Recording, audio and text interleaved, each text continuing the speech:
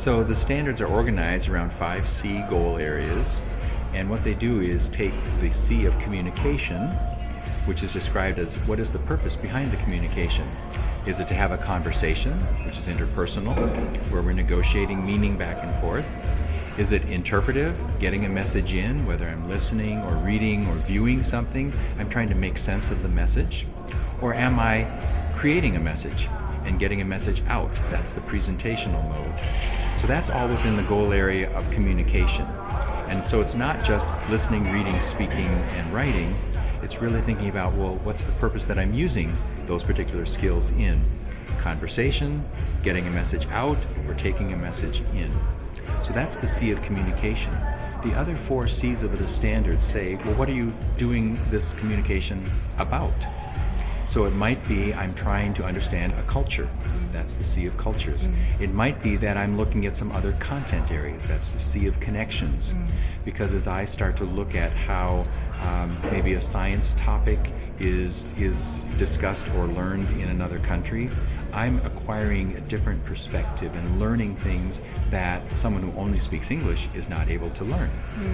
And the C then of comparisons is all about, as I'm thinking in and learning this new language, I'm making comparisons to my language and I'm making comparisons to my culture. But it also gives me a deeper understanding of my own language and my own culture. So the C of comparisons is important. And the 5th C, the C of communities, is very equally important because it says language is not something that you just sort of play with in school.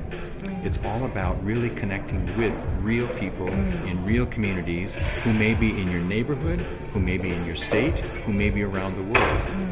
And then to reflect on how am I getting better and better at using language to connect with those people around the world. So those are our 5 C's, and it really helps us be much more motivating and engaging with our learners in the classroom. Okay, this actually apply to different languages. And, exactly. Not just Chinese. Yes.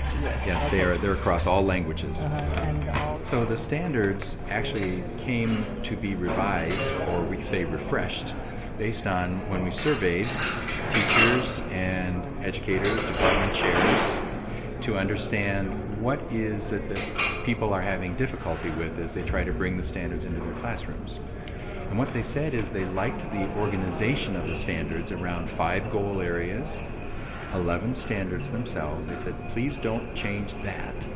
Just be more clear on the language. What is it that learners are supposed to do?